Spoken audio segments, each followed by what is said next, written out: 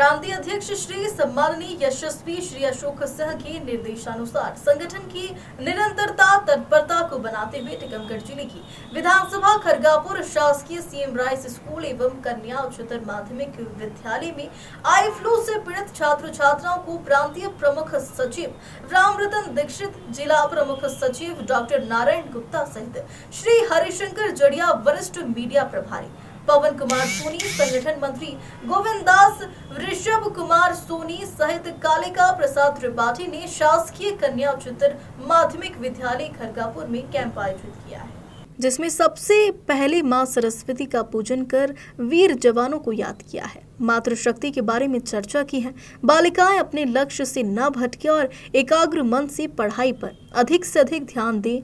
हरिशंकर जड़िया द्वारा शासकीय कन्या उच्चतर माध्यमिक विद्यालय में बाउंड्री वॉल पूर्ण कराने हेतु प्रस्ताव रखा गया है। शासकीय CM rise school Khargapur Tikamgarh में भी आई फ्लू पर जागरूकता अभियान के अंतर्गत सरस्वती पूजन करने के पश्चात उपस्थित स्टाफ मातृशक्तियां बालक बालिकाओं को आई फ्लू किया है।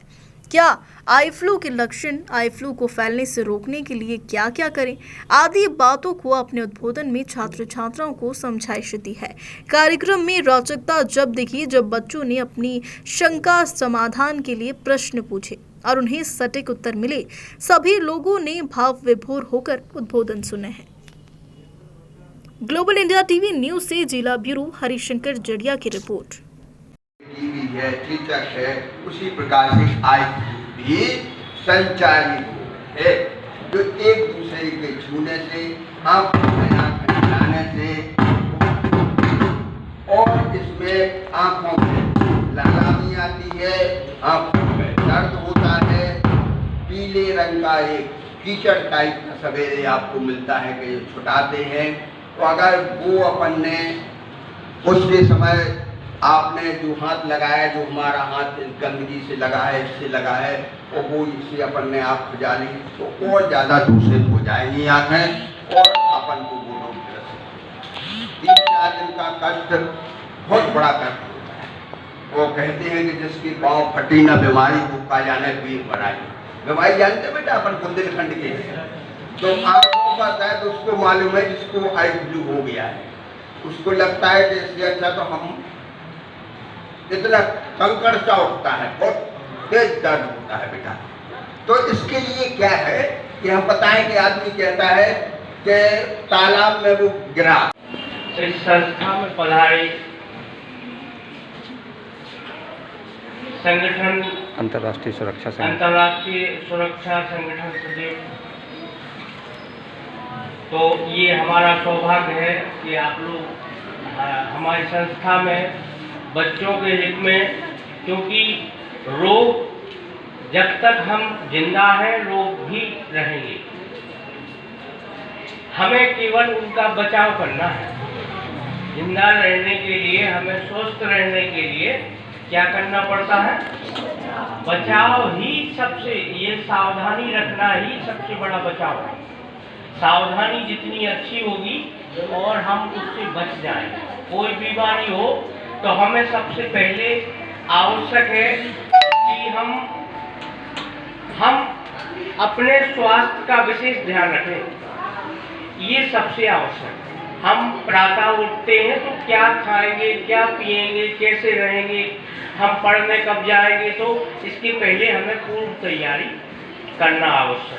हमें स्वच्छता का विशेष ध्यान रखना है। हमें जो है खान पान का भी विशेष ध्यान रखना है, क्योंकि जब तक हम प्रॉपर मिनरल्स और विटामिन नहीं लेंगे तो हम बीमारियों से कैसे लड़ेंगे।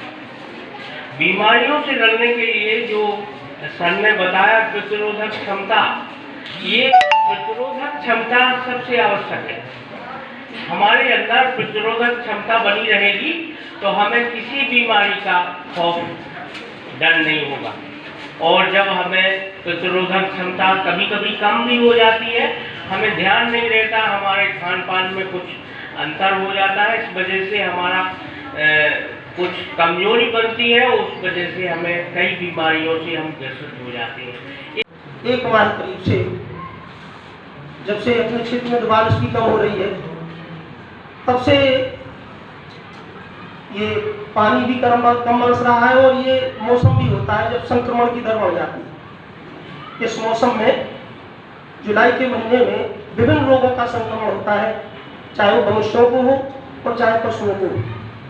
बहुत से पशु भी बीमार हो गए, मनुष्य भी बीमार हो गए, और खासतौर से जो आंखों का रोग है जैसे आई फ्लू कहते हैं, ये बहुत देखने को मिला। मैं भी उससे पीड़ित रहा, लेकिन 2 दिन में ठीक कर दिया हमने, इसलिए कि हम जानते थे कि इसमें हमें क्या सावधानियां बरतना चाहिए और कौन सी दवा डालना चाहिए, इसीलिए 2 दिन में क्यों हो गया। तो ये आई फ्लू चूंकि इन्फेक्शन है, इसका होता है संक्रामक रोग है, एक दूसरे से फैलता है।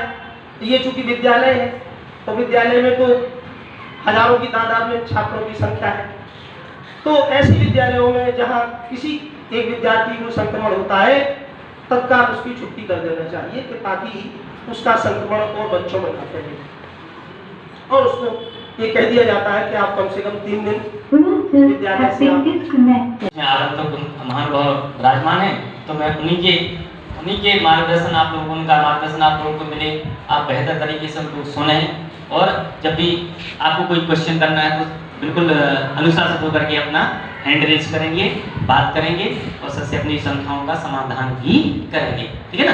तो बेहतर जैसे अच्छे विद्यार्थी होते वैसे ही तरीके से अपन क्या करेंगे, बिहेव करेंगे, ठीक है।